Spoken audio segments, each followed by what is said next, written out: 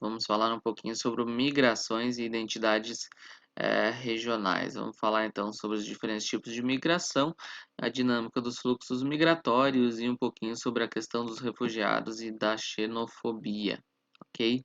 Então vamos compreender primeiro três conceitos básicos: migração, emigração e imigração. Migração é o deslocamento da população de um lugar para outro, básico. Emigração relaciona-se à saída da população, aquele cara que sai, por exemplo, do Brasil para viver nos Estados Unidos, tá? Esse é um emigrante. O cara que vem dos Estados Unidos para o Brasil, esse é um imigrante, porque ele está entrando no nosso território. Então, migração é o deslocamento, emigração é a saída e imigração é a chegada da população no nosso território, por exemplo, tá? As migrações elas ocorrem por vários fatores, tá? O primeiro deles, por exemplo, é o fator econômico, que abrange a maioria das migrações ao longo do tempo. São aqueles fatores que fazem com é aquele fator que faz com que a população busque melhores condições de vida em determinados locais. O cara vai procurar emprego, por exemplo, tá? Os fatores naturais, né, são aqueles fatores que fazem com que a população procure uma nova área por não conseguir sobreviver no local de origem. Por exemplo, os nordestinos que fogem da seca. Esse é um fator natural, né, de exclusão da população. E os fatores sociopolíticos, né, que são aquelas migrações que ocorrem por perseguição política ou social. Por exemplo, o cara é de um determinado partido e é obrigado a fugir do local de origem, né, para encontrar uma outra área para sobreviver, né? Nós temos três classificações. Vimos os fatores econômicos, naturais e sociopolíticos. Agora nós temos as classificações. A migração espontânea é aquela que ocorre por livre e espontânea vontade. O cara quer sair daqui da cidade de origem dele, por exemplo, e quer ir para uma outra cidade para buscar novos ares, né, por livre e espontânea vontade. A migração forçada é aquela migração que obriga a população a deixar o seu local de origem. Uma guerra, por exemplo, obriga a população a sair do seu território. E a migração controlada, que é aquela que resulta de uma política que um próprio governo pode criar para regular a entrada e saída da população de uma determinada área, de um determinado local, ok? Dando sequência então, né, os principais fluxos migratórios começam a surgir ali a partir de 1500 com as grandes navegações e os processos de colonização, né? Então o período colonial ele fez com que milhares de famílias europeias migrassem em busca de oportunidades nas colônias além do continente europeu, né, além mar. Inicialmente essas famílias vêm para as Américas, no caso aqui do Brasil, por exemplo, ou também logo depois para a África, para a Ásia e para a Oceania, isso mais lá no século XX. Esse fluxo migratório ele vai representar a mundialização da cultura europeia, já que os europeus vão colonizar aí as principais porções do espaço terrestre, né? A primeira metade do século XX, nós vamos ter aí alguns eventos importantes, que são a Primeira e a Segunda Guerra Mundial, que vão contribuir aí para um declínio e para várias migrações forçadas, tá? Então a gente vai ter aí um processo de migração, né? Antes se buscava ir para a Europa, agora a população está fugindo da Europa por conta das guerras que ocorrem neste continente, ok? Ah, Dando sequência, então, nós temos uma diferença entre o cenário das migrações atuais em relação àquelas que aconteceram no passado, tá?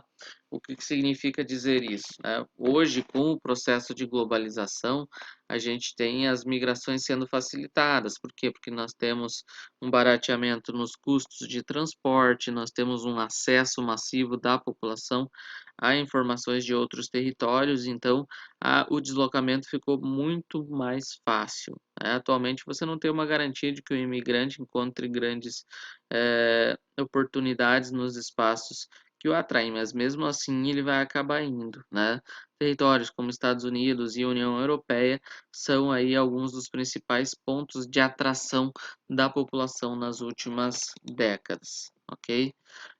Dando sequência então, nós temos uma questão importante no período atual, que são os refugiados, tá?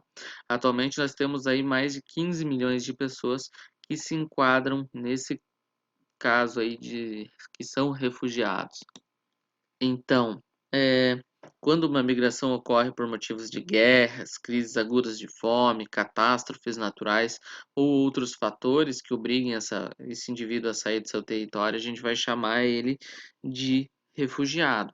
Ou seja, o refugiado é qualquer pessoa que, temendo ser perseguida, morta aí, por qualquer motivo, seja de raça, religião, nacionalidade, grupo social ou opinião política, encontra-se fora do seu país, ou seja, fora da sua nacionalidade, e não pode sequer aí se valer da proteção desse país. Então ele vai buscar proteção em outros territórios, ele vai se refugiar em outros territórios, né?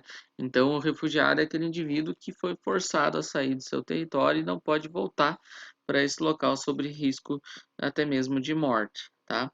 Esse é o que nós chamamos de refugiados. Temos os deslocamentos internos. Atualmente nós temos 27 milhões de pessoas em deslocamentos internos.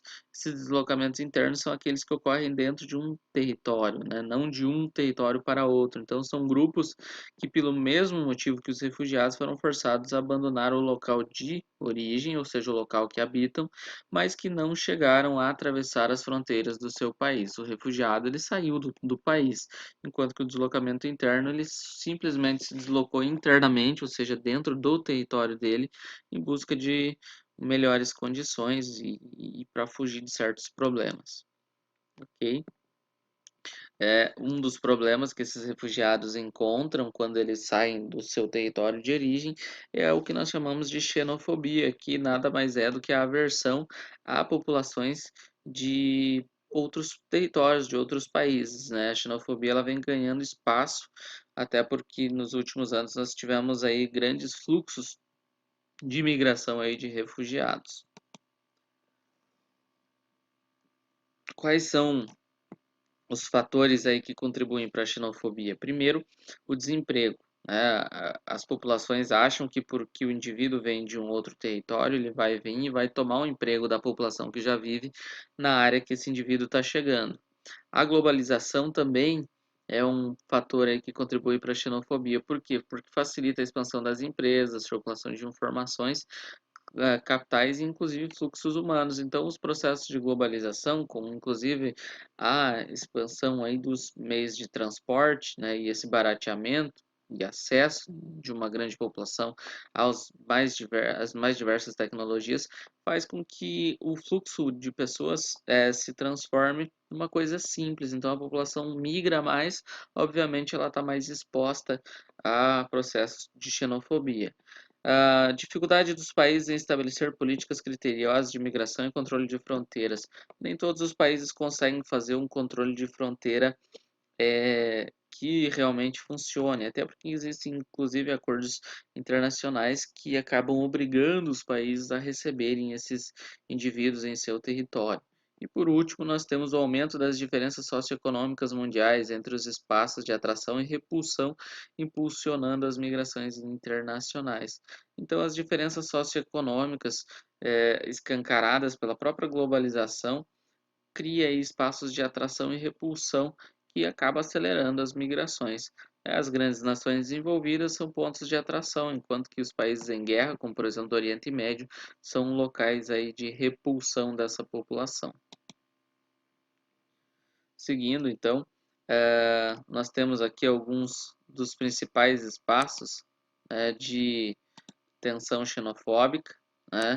Os Estados Unidos, né, é o país que mais recebe imigrantes no planeta, né? Na área de fronteira terrestre com o México, né? Eles têm lá aquela história do muro, né, que foi construído para que os mexicanos não pudessem entrar. Isso, de certa forma, é uma política xenofóbica, né? Os hispânicos aqui são o principal alvo de xenofobia dos Estados Unidos, os mexicanos. Tanto é que lá você tem aí os skinheads, que são gangues que muitas vezes acabam atacando, né, essas populações, tá? Na Alemanha, nós temos os imigrantes turcos que vão para dentro desse território.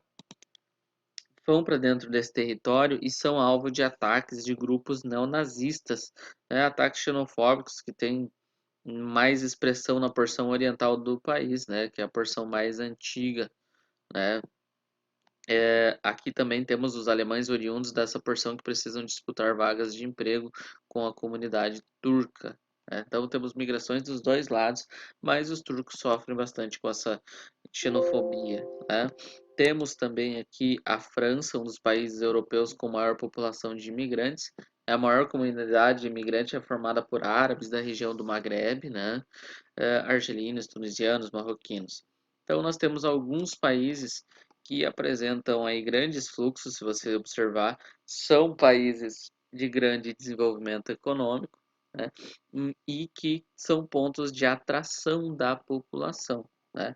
É claro que se aqui em alguns casos você tem aí uma expectativa de vida mais alta, obviamente, se essa expectativa de vida é mais alta, você tem aí um alto número de idosos e uma baixa taxa de natalidade. Então, alguns desses países, inclusive, eles precisam estar aí recebendo certa taxa de imigrantes para poder manter a sua economia funcionando e não quebrar o seu sistema previdenciário. A França já passou por isso.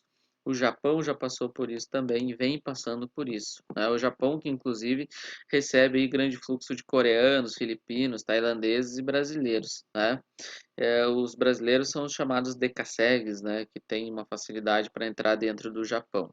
Os coreanos aí são o principal alvo da xenofobia que ocorre dentro do Japão, né, até porque é uma região que não tem tanto espaço para ocupar, para receber essa população, então eles acabam excluindo os indivíduos que chegam aí de outras áreas, né. Na Espanha, nós temos aí o problema crescente da xenofobia, né, que se dá principalmente para imigrantes provenientes da África. Tá? A Itália vem sofrendo porque é um ponto de chegada dos imigrantes que saem do norte da África, né? Eles são obrigados a receber e dar o primeiro atendimento, muitas vezes, para essa população que depois migra para outros países. Isso gera custos para o governo italiano, então muitas vezes eles tentam nem receber esses imigrantes, mas eles acabam tendo que receber por questões de acordos internacionais. Seguindo aqui então, indo para um próximo conteúdo, fica aí população brasileira para daqui a pouco. A princípio, o que eu tinha para falar era isso. Valeu, galera. Se tiverem dúvida, deixem aí nos comentários. Tchau, tchau.